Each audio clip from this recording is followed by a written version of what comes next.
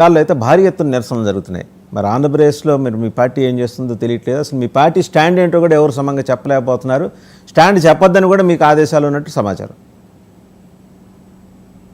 వాసుదేవన్ గారు, మీకు ప్యానల్ పెద్దలు సీనియర్ పొలిటికల్ అనలిస్ట్ కృష్ణానంద గారు, అలాగే వైసీపీ నాయకులు జ్వాలాపతి శ్రీకాంత్ గారు, సోదరుడు తెలుగుదేశం పార్టీ అధికార ప్రతినిధి మన విజయకరణ్ గారు, సోదరి జనసేన నాయకురాలు సుజాత గారు, అలాగే 99 టీవీ వీక్షకులందరూ కూడా నమస్కారం.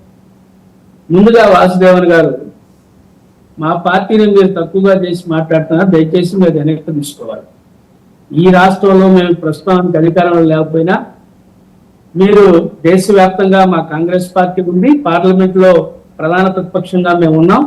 100 పార్లమెంటు స్థానాలతోటి మోడీని గడగడలాడిస్తుంది మా రాహుల్ గాంధీ.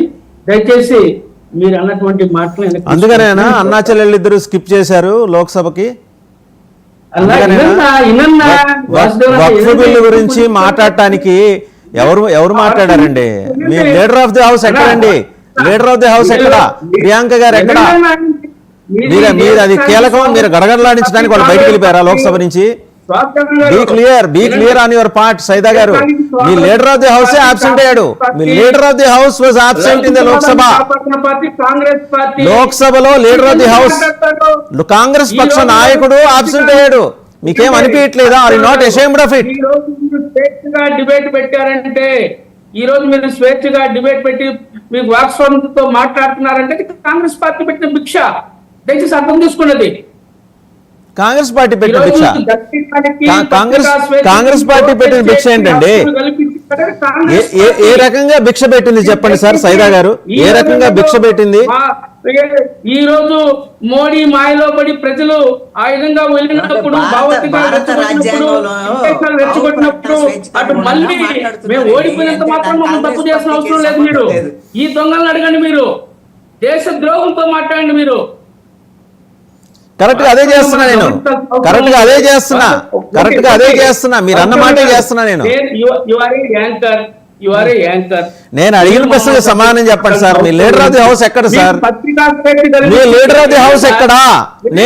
నేను అడిగిన ప్రశ్నకి సూటిగా సమాధానం చెప్పండి. రాహుల్ గాంధీ గారు ఎక్కడా? ప్రియాంక గాంధీ గారు ఎక్కడా? వారు ఎందుకు వక్ఫ్ బిల్ మీద మాట్లాడలేదు? అంత చర్చ జరుగుతుంటే ఎందుకు అబ్సెంట్ అయ్యారు?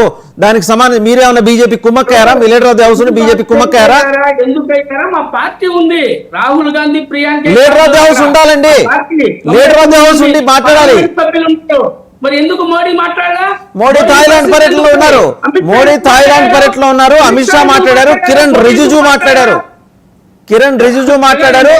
వాళ్ళు చాలా స్పష్టంగా చెప్పారు, 287 సంస్థలతోటి వ్యక్తులతోటి మేము మాట్లాడి ఈ ప్రతిపాదన తీసుకొచ్చామన్నారు. కాంగ్రెస్ మీద పదే మాట్లాడతారు. ఇంకా కాంగ్రెస్ మీద ఇంకా ఆడిపోసుకుంటారు. మీరు ఎందుకు మోడీని అడగరు? మరి అమిత్ షా కదా మాట్లాడింది, ఎందుకు మాట్లాడరు మీరు? అమిత్ షా హోంమంత్రి కాబట్టి మాట్లాడారు.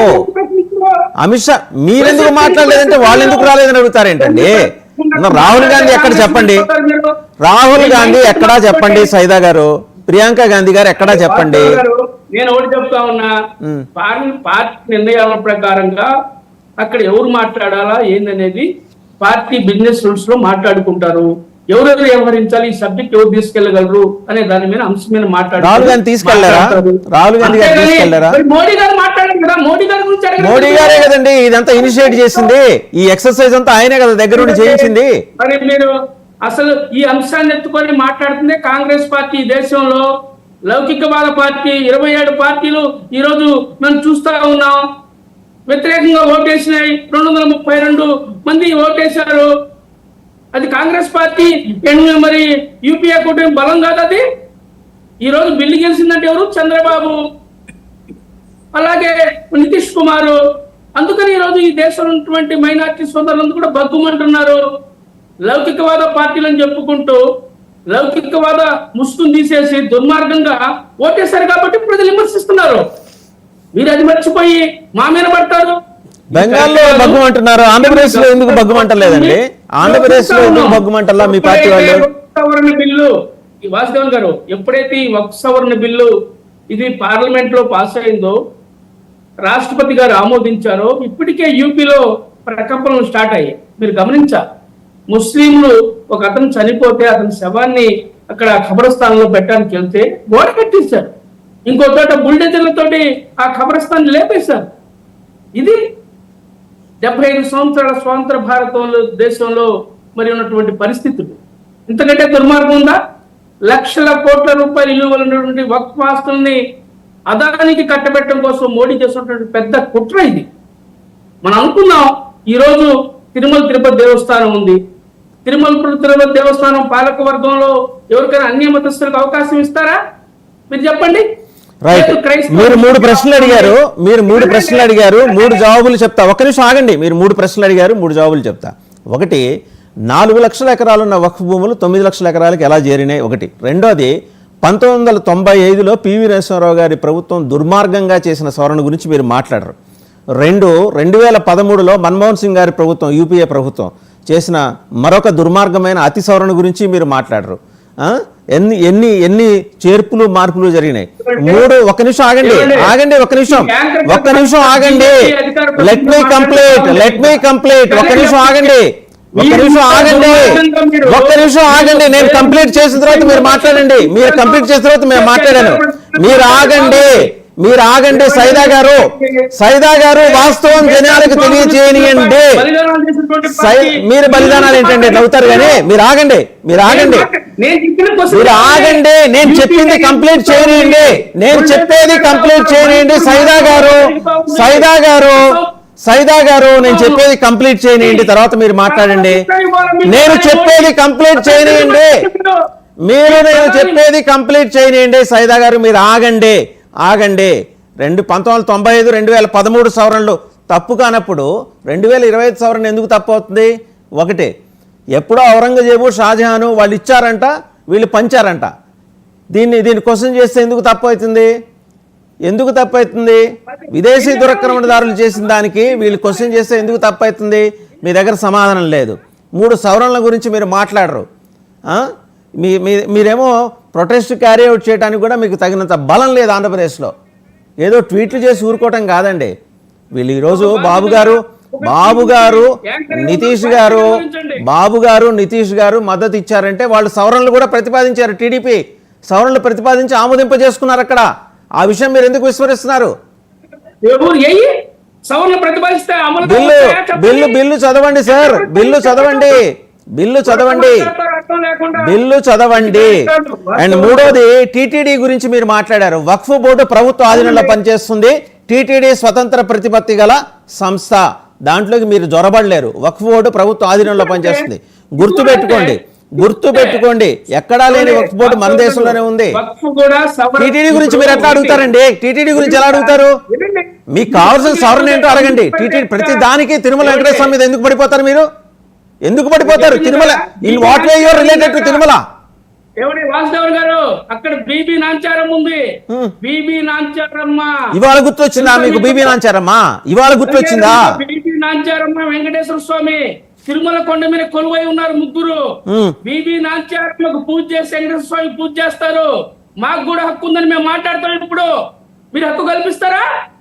మీకు హక్కు ఉంటే మాట్లాడండి, ఛాలెంజ్ చేయండి కోర్టులో. టీటీడీ స్వతంత్ర ప్రతిపత్తి ఉన్న సంస్థ, ప్రభుత్వ ఆధీనంలో పనిచేయట్లేదు. గుర్తుపెట్టుకోండి. ప్రభుత్వ ఆధీనంలో పనిచేస్తే మీరు అడగచ్చు. అది ప్రభుత్వ ఆధీనంలో లేదు. వక్ఫ్ బోర్డు ప్రభుత్వ ఆధీనంలో పనిచేస్తున్న సంస్థ, గుర్తుపెట్టుకోండి. మీరు చదవండి, టీటీడీ చట్టం చదవండి. టీటీడీ చట్టం చదివి మాట్లాడండి. వక్ఫ్ బోర్డు చట్టం చదివి మాట్లాడండి. నేను చెప్పిన సమాధానం చెప్పండి, అడగండి. తిరుమల కొండ మీద వెంకటేశ్వర స్వామి, అలివేల మంగమ్మతో పాటు బీబీ నాంచారమ్మ గారు కూడా కొలువై ఉన్నారు. బీబీ నాంచారమ్మ గారికి పూజ చేసిన తర్వాత వెంకటేశ్వర స్వామి గారికి పూజ చేస్తారు. మైనార్టీలకు మా ఇంటి ఇలవేల్పు ఆమె అనేక మంది ముస్లిం సోదరులు కూడా తిరుపతి వెళ్ళి దర్శనం చేసుకుంటారు. మీకు తెలుసు. ఈ రోజు మాకు కూడా హక్కు ఉందని మాట్లాడతాం. మీరు ఇవ్వండి, హక్కు కల్పించండి. మీరు అడగండి. ఓకే, మీకు హక్కు ఉంది కదా. మీ మసీదుల్లో హిందువుల్ని ఎంప్లాయీస్ గా పెట్టుకోండి. సార్, మీ మసీదుల్లో హిందువుల్ని ఎంప్లాయీస్ గా పెట్టుకోండి. అప్పుడు మీరు అడగండి అక్కడికి వచ్చి. మీరు ఒకటి మీ పరిధిలో మీరు మాట్లాడితే బాగుంటుంది వాసుదేవ్ నా గారు. పరిధిలోనే మీరు కాదు, పక్క పరిధి వ్యక్తులు తెలిసే మాట్లాడటం మాట్లాడుతున్నా. కాదు. పరిమితి తెలుసు, మీరు విస్తృతి పక్కన తెలుసు నాకు. వ్యక్తులు మాట్లాడటం కాదు. పరిధి తెలుసు, మీరు విస్తృతి తెలుసు. మమ్మల్ని అయిన దానికి అందరూ కాని దానికి మీరు తిరుమల వెంకటేశ్వర స్వామి మీరు వివాదంలోకి లాగటం అనేది మానుకోండి ఫస్ట్. మీరు మీరు- ప్రతిదానికి టీటీడీలో మీకు ఎందుకు ఇవ్వాలండి? నాకు అర్థం కాదు. ఏ రకంగా యూఆర్ ఎలిజిబుల్ ఫర్ దట్? నేను చెప్పాను టీటీడీ కదా. స్వతంత్ర ప్రతిపత్తి గల సంస్థ.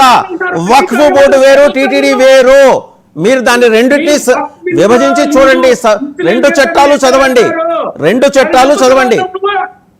ముస్లిమేతరుల్ని వక్ఫ్ సంస్థలో నువ్వు ఎట్ట పెడతావు? నీకు హక్కు ఉందా? అది ప్రభుత్వ ఆధీనంలో ఉన్న సంస్థ అండి. ప్రభుత్వ ఆధీనంలో ఉన్న సంస్థ. పెట్టుకుంటారు వాళ్ళు, పెట్టుకుంటారు. ఇది వరకు లేరా? దేవాదాయ పాలక వర్గాల్లో కూడా మైనార్టీలకు ఇవ్వండి మీరు. ఎందుకు లేరు? ఆల్రెడీ ఉన్నారు. దేవాదాయ శాఖ ప్రిన్సిపల్ సెక్రటరీలుగా చాలా మంది చేశారు, గుర్తు పెట్టుకోండి. ఉంది. వెంకటేశ్వర స్వామి ఆ రోజు మత సామరస్యం అక్కడ మనం చూస్తున్నాం. అలివేల మంగమ్మ, బీబీ నాంచారమ్మ, వెంకటేశ్వర స్వామి తిరుమల కొండమైన కొలువై ఉన్నారు. మేము ఈ రోజు అడుగుతా ఉన్నాం. బీబీ నాంచారమ్మ కొలువై ఉన్నారు అని మీరు చెప్పారు. ఈ రోజు అడగలేదండి. వక్తవ్యంలో మీరు చేసినటువంటి ఈ రోజు ఎందుకు అడగలేదు? చేయండి. ఊరక మాట్లాడతారు మీరు. సరే, ఊరక మాట్లాడటమా లేకపోతే ఏమైనా పని పెట్టుకుని మాట్లాడటమా చూద్దాం. ఇన్నాళ్ళు ఎందుకు అడగలేదు, ఇవాళ ఎందుకు అడుగుతున్నారు చెప్పండి. నేను ఒక విషయం చెప్తా. 1913లో బ్రిటిష్ ప్రభుత్వం మొట్టమొదటిసారిగా తీసుకొచ్చింది. వినండి, 1923 సవరణ చేశారు, 30 సవరణ చేశారు, 45 సవరణ చేశారు, 54 చేశారు, 84 చేశారు, 95 చేశారు. ఇన్ని సవరణలప్పుడు మాట్లాడని కాంగ్రెస్ ఈ రోజు ఎందుకు మాట్లాడుతోంది? 2013, 1995 ఏమంటే రాయలసీమ హిల్స్ తో పాటు పార్లమెంట్ కూడా వక్ఫ్ బోర్డుదేనా? రేపొద్దున అసెంబ్లీ వక్ఫ్ బోర్డు అంటారు. వక్ఫ్ బోర్డు అసెంబ్లీ కూడా వక్ఫ్ బోర్డుదే, రాజ్భవన్ వక్ఫ్ బోర్డే, ఐఎస్బి వక్ఫ్ బోర్డే, గచ్చిబౌలిలో ఉన్న ల్యాంకోయిల్స్ వక్ఫ్ బోర్డే. ఎన్నండి వక్ఫ్ బోర్డువి? అంటే అంటే ఇప్పుడు దేవస్థానం భూములన్నీ కూడా మన అంటే మీరు ఒప్పుకుంటారా? ఖచ్చితంగా దేవస్థానం ప్రతి భూమికి సంబంధించి రికార్డు ఉంది. మీ దగ్గర రికార్డులేవి చెప్పండి షేక్ సైదా గారు. రికార్డులేవి ఎవరో నోటి మాటగా నేను దానం ఇస్తున్నానంటే అయిపోయిందా? అది అయిపోయిందా? నోటి మాటగా నేను దానం ఇస్తున్నానంటే అయిపోయిందా? పత్రాలు ఉన్నాయా మీ దగ్గర? పత్రాలు ఉన్నాయా? డాక్యుమెంట్స్ ఉన్నాయా? I have a straight question Shaik Saida గారు, మీ దగ్గర డాక్యుమెంట్స్ ఉన్నాయా? ఏంటి ఈ వక్ఫ్ ఆస్తులకు సంబంధించి దానాలు ఇచ్చినట్టు డాక్యుమెంట్స్ ఉన్నాయా మీ దగ్గర? చూపించండి. ఔరంగజేబ్ ఇచ్చింది, షాజహాన్ ఇచ్చింది, చూపించండి మీరు. ఔరంగజేబ్ ఎక్కడి నుంచి వచ్చాడండి? ఎక్కడి నుంచి వచ్చి ఇస్తాడు? ఈ దేశంలో భూములు ఈ దేశం వాళ్ళకి ఆయన దానం ఇవ్వటం ఏంటి? ఈ దేశం భూములు అవి, ఇక్కడి భూములు ఎక్కడి నుంచో వచ్చిన వాడు దానం ఇవ్వటం ఏంటి? మీరే చెప్పారా లేదా? 4,50,000 ఎకరాల నుంచి మీరే చెప్పారు కదా. 4 లక్షల నుంచి 9 లక్షలు ఎట్లా అయినాయి? ఎలా అయినాయి? 4 లక్షల నుంచి 9 లక్షలు ఎట్లా అయినాయి చెప్పండి సార్. ఈ come with proper documents Sheikh Saida garu. We will have a debate. మీరు ప్రాపర్ డాక్యుమెంట్స్ తో రండి. మీరు క్లెయిమ్ చేసుకున్న ప్రతి ఆస్తికి సంబంధించిన డాక్యుమెంట్ తో రండి, మనం డిబేట్ చేద్దాం. అండ్ రెండోది, పార్లమెంటు రాయలసీమ హిల్స్ వక్ఫ్ బోర్డు చెప్పండి, ఇచ్చేద్దామా వక్ఫ్ బోర్డుకి? పార్లమెంటు రాయలసీమ హిల్స్, హైదరాబాద్ లో రాజ్భవన్, హైదరాబాద్ లో అసెంబ్లీ, ఇవన్నీ వక్ఫ్ బోర్డు ఇచ్చేద్దామా? ఎవరు చెప్పారు? ఎవరా? All India Muslim Democratic Front Ajwala చెప్పాడు మాది అని. వెళ్ళి అడగండి. పార్లమెంట్ రాయలసీమ హిల్స్ మాయే అని. ఉత్తి మాట ఎందుకండి? He went on record. You please properly check. ఎప్పుడన్నా క్లెయిమ్ చేశాడు. మీరు చదవండి, వాస్తవాలు తెలుసుకొని మాట్లాడండి. విజ్ఞత గల సీనియర్ జర్నలిస్ట్ గా అదే చెప్తున్నా, విజ్ఞత గల సీనియర్ కాంగ్రెస్ నాయకుడిగా మీరు తెలుసుకోండి అంటున్నా. ఆల్ ఇండియా డెమోక్రటిక్ ముస్లిం ఫ్రంట్ అధ్యక్షుడు అజ్వాలా గారు చెప్పారు. పార్లమెంట్ మీరు తీసుకోండి, మీకు కావాల్సినవన్నీ మీరు తీసుకోండి సార్. మీరు కావాల్సినవన్నీ మీరు తీసుకోండి. ఎవరో వస్తారు, వక్ఫ్ ఆస్తి అంటారు, తీసేసుకుంటారు. ఎన్ని వివాదాలు ఉన్నాయి? అరే ఉన్నదానికే దిక్కులేదు స్వామి. ఉన్నదానికి నిన్న ఖబరస్థాన్ని కూల్చేశారు మీరు యూపీలో. సరే, ఇంతకీ మీ స్టాండ్ ఏంటి చెప్పండి సార్. మీ స్టాండ్ ఏంటండి? మీ స్టాండ్ ఏంటి చెప్పండి సైదా గారు. మీ స్టాండ్ ఏంటో చెప్పండి. ఇంతకీ వక్ఫ్ బిల్ మీద మీ స్టాండ్ ఏంటి? బిల్ అయిపోయింది, చట్టం అయిపోయింది. ఈ చట్టం మీద మీ పోరాటం ఏంటి చెప్పండి, ఇప్పుడు చెప్పండి. మేము కాంగ్రెస్ పార్టీ తరఫున, ఎందుకంటే పార్లమెంట్ లోపల మేము ఫైట్ చేసాం, రాజ్యసభలో కానీ అలాగే ఇక్కడ మన రాజ్యసభలో కానీ లోక్సభలో కానీ. సరే బిల్ పాస్ అయింది, ఎందుకంటే వాళ్ళకి బలం ఉంది కాబట్టి. అలాగే కొంతమంది మరి లౌకికవాద ముసుగులో ఉన్నటువంటి పార్టీలు కూడా వాళ్ళకు ఓట్లేసి గెలిపించాయి.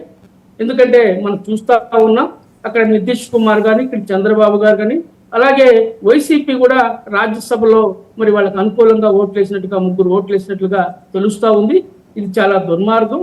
ఈ దేశంలో ఉన్నటువంటి 25 కోట్ల మంది మైనార్టీ సోదరులు మాత్రం దీన్ని తీవ్రంగా వ్యతిరేకిస్తా ఉన్నారు. లౌకికవాదులు కానీ, ప్రజాస్వామ్యవాదులు కానీ ఇంతకంటే దుర్మార్గం ఎక్కడ జరగలేనటువంటి ఒక భావనతో ఉన్నారు.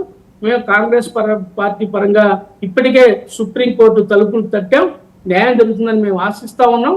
ఎందుకంటే ఇదంతా మనం ఒకసారి ఆలోచించాలి. దేశ స్వాతంత్ర ఉద్యమంలో 65,000 మంది ముస్లిం సోదరులు బలిదానాలు చేశారు ఈ దేశ స్వాతంత్రం కోసం. ఇది ఒక్క విషయాన్ని మీరు గమనించాలి. ఎంతో మంది ఆస్తులు పోగొట్టుకున్నారు. గాంధీ కుటుంబం ఏ విధంగా ఉద్యమించిందో ఎన్ని మీరు గమనించాలి. ముగ్గురికి ఇచ్చిన దానికంటే ఎక్కువ సంపాదించారు కాంగ్రెస్ సోదరుడికి. మాకు కూడా అవకాశం, ఎందుకంటే చంద్రబాబు నాయుడు గారి పైన రైట్. వినండి, ఆయన మాట్లాడు కాబట్టి దయచేసి మీరు మాట్లాడు. ఎందుకంటే ఆగండి, ఆయన చెప్పండి, అడుగుతున్నా. మళ్ళీ మీరు ఎందుకు మధ్యలో ఎంటర్ అవుతారు? ఎందుకంటే వాసుదేవన్ గారు మీరు గమనించాలా, మేము కాంగ్రెస్ స్టాండ్ ఒకటే. ఈ దేశంలో ఉండే హిందువులు, ముస్లింలు, క్రైస్తవులు, అన్ని మతాల వారు, సిక్కులు, ఇసాయిలు అందరూ కూడా, హిందూ, ముస్లిం, క్రైస్తవులు అందరూ కూడా భాయ్ అనే నినాదంతో, మత సామరస్యంతో మెలగాలన్నటువంటి ఆలోచనతో మా కాంగ్రెస్ పార్టీ ఉంది, పనిచేస్తూ ఉంది. అంతకుమించి మేము ఎవరినో ద్వేషించాలనో, ఎవరినో ఇబ్బంది పెట్టాలనో, ఇంకొకరిని ఏదో అనాలనేటువంటి ఆలోచన మాకు లేదు. ఎందుకంటే మైనార్టీ సంబంధించి వక్ఫ్ సంస్థ అనేది ఇప్పుడు కాదు, ఎప్పుడో బ్రిటిష్ హయాంలో మన స్వాతంత్రం రాకపోవడం నుంచే ఉన్నటువంటి పరిస్థితి. అనేక మంది దేవస్థానాలకి, వెంకటేశ్వర స్వామికి, లేకపోతే ఇతర దేవస్థానాలకి మరి భక్తులు ఏ విధంగా భూములు దానం చేస్తారో, ఆస్తులు దానం చేస్తారో, అలాగే ఈ వక్ఫ్ కూడా ముస్లిం సోదరులు లేకపోతే ముస్లింయేతరులు కూడా ఆ దేవుడిని నమ్ముకొని ఇతను మంచి జరిగితే భూములు దానం చేశారు. ఈ రోజు రైల్వే తర్వాత అత్యధిక ఆస్తులు కలిగినటువంటి సంస్థ వక్ఫ్ బోర్డు. అలాంటి కోట్లాది రూపాయలు, లక్షల కోట్ల రూపాయలు కలిగినటువంటి భూములు ఈ రోజు మరి వక్ఫ్ బోర్డులో ఉన్నాయి. విజయ్ కిరణ్ మాట్లాడతారండి, విజయ్ కిరణ్ మాట్లాడతారు ఇప్పుడు. రైట్, విజయ్ కిరణ్. సైదా గారు చెప్పారు డాక్యుమెంట్స్ అన్ని ఉన్నాయి మాకు అని. డాక్యుమెంట్స్ ఉన్నప్పుడు అసలు భయపడాల్సిన పని లేదు. ఇంకొక విషయం ఏంటంటే, ఇప్పుడు రాబోయే తరాల్లో కూడా డాక్యుమెంట్స్ ఉండి ఆ ప్రాపర్టీ కోసం మళ్ళీ క్లెయిమ్ చేసే అవకాశం లేకుండా ఈ బిల్లు ఎంతో ఉపయోగపడింది ముస్లింలకి. ముస్లింల పక్షాన నిలబడిన party Telugu Desam party. Joint parliamentary committee ఏర్పడటానికి కారణం తెలుగుదేశం పార్టీ. 3 ముఖ్యమైనటువంటి సవరణలు తీసుకొచ్చింది తెలుగుదేశం పార్టీ. మైనార్టీల పక్షాన్ని నిలబడిన తెలుగుదేశం పార్టీ. కొంతమంది కుహానావాదులు ఏదో నితీష్ కుమార్ గారిని, చంద్రబాబు నాయుడు గారి దిష్టిబొమ్మ పెట్టినంత మాత్రాన వాళ్ళ ముస్లింల నాయకులు కాదు. నిజమైన ముస్లింలకి మంచి చేసే వాళ్ళు ఎవరు కూడా ఈ విధమైనటువంటి చర్యలు చేయరు. ఒక బిల్లు పెట్టినప్పుడు దాంట్లో సవరణలు చెప్పాలా, లేదు దాంట్లో ఏ విధమైన చెడు ఉంటే చెడుని తీసేసి మంచిని పెట్టమని చెప్పాల్సింది పోయి ఒక్క సవరణ కూడా వీళ్ళు ఇవ్వకుండా, కనీసం YSR Congress party joint parliamentary committee 38 సార్లు సమావేశం అయితే 4 సార్లు అటెండ్ అయ్యారు వైఎస్ఆర్ కాంగ్రెస్ పార్టీ తరఫున. మా లావు కృష్ణదేవరాయలు గారు 11 సార్లు, అసదుద్దీన్ ఓవైసీ 14 సార్లు. అంటే మా చిత్తశుద్ధి ముస్లింలకి ఎక్కడా కూడా అన్యాయం జరగకూడదు.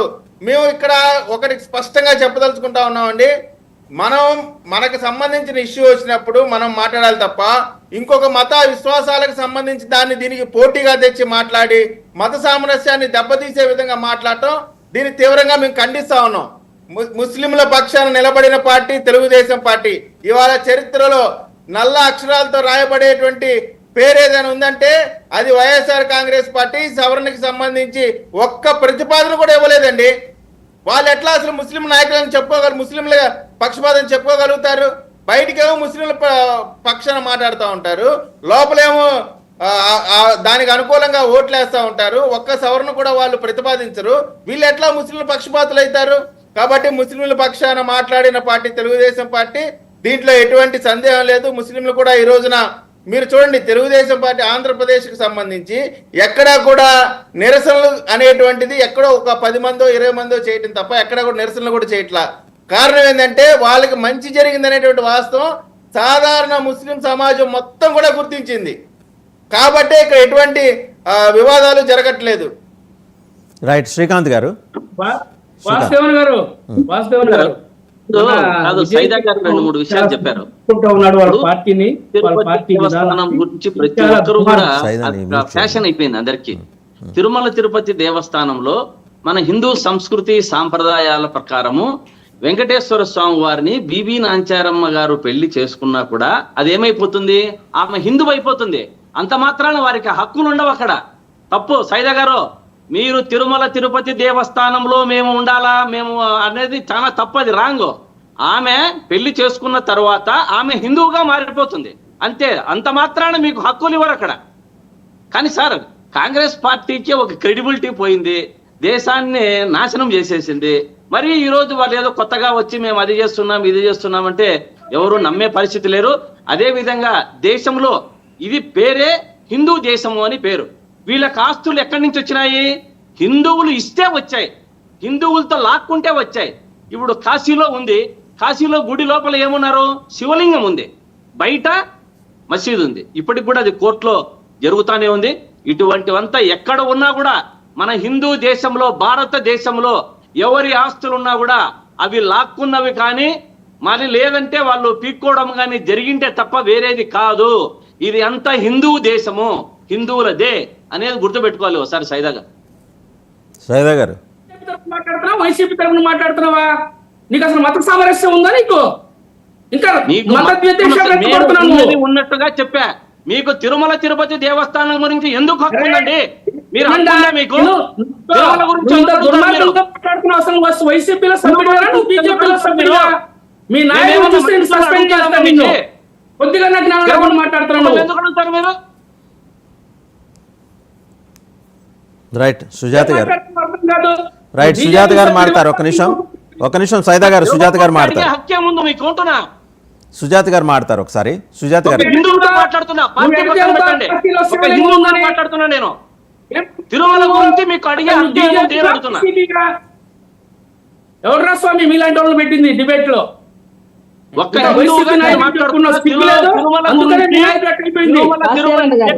గురించి మరి చరిత్ర పుట్టినప్పటి నుంచి కూడా తెలుసుకోండి. కొంచెం జిఆర్ల వ్యవస్థ, అక్కడి నుంచి వ్యవస్థ ఎలా మారింది, హిందూ సంస్కృతి సాంప్రదాయాలను ఎలా కాపాడుకుంటూ వచ్చారు అనేది మాట్లాడండి. మీరు చదివితే అర్థమవుతుంది. ఊరికి అన్ని ఏదంటే అది మాట్లాడితే ఎట్లా? అడ్డం వచ్చింది కదా అని అట్లా మాట్లాడే సుజాత గారు మాట్లాడతారు. ఫైనల్ గా సుజాత గారు మాట్లాడతారు. సుజాత గారు మాట్లాడతారు.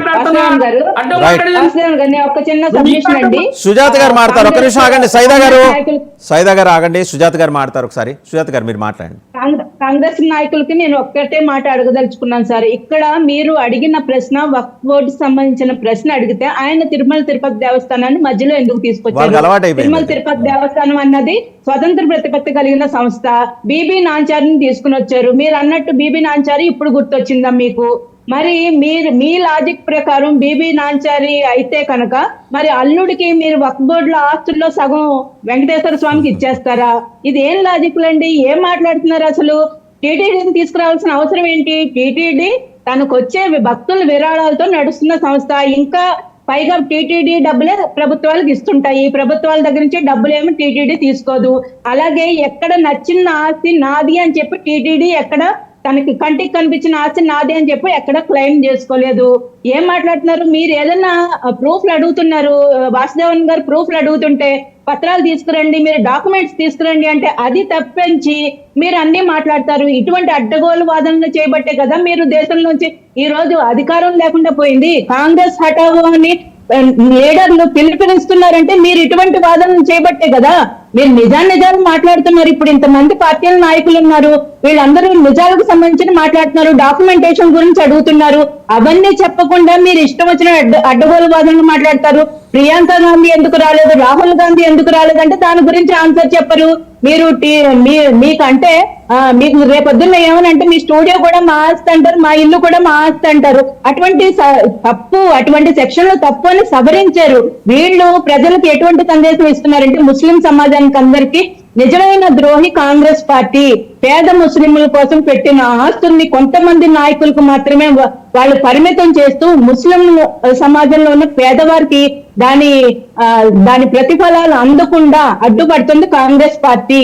ఈ రోజు బీజేపీ పేద ముస్లింస్ కోసం ఆ బోర్డుని సవరించి అందులో కొన్ని ఉన్న అడ్డగోలు నిర్ణయాల్ని, ప్రజాస్వామ్యానికి వ్యతిరేకంగా ఉన్న నిర్ణయాల్ని వాటి తొలగించి సవరించారు. వీళ్ళు ఎలా ప్రచారం చేస్తారు, మొత్తం వక్ఫ్ బోర్డు ఆస్తులన్నీ కూడా ప్రభుత్వం స్వాధీనం చేసేసుకున్నట్టు, అన్య మతస్థులకు ఇచ్చేసినట్టు తప్పుడు ప్రచారాలు చేస్తుంది కాంగ్రెస్ ఇప్పటికన్నా తప్పుడు ప్రచారాలు ఆపాలి. మత కల్లోలాలు సృష్టిస్తుంది మీరు. అక్కడ జరిగింది ఏంటో ప్రజలకు చెప్పండి. మీకు తెలిసినా తెలియనట్టు నటిస్తున్నారు. అందులో ఉన్నవి చదవరు, తెలుసుకోరు, ప్రూఫ్లు చూపించరు. ఏం మాట్లాడుతున్నారండి?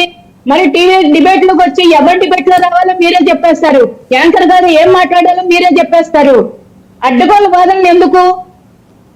మీరు ఇప్పుడు టీటీడీని తీసుకురావాల్సిన అవసరం ఏంటి? దానికి దీనికి ఏం సంబంధం ఉందండి? నేను అడుగుతున్నాను కదా. బీబీ నాన్సారమ్మకి కట్న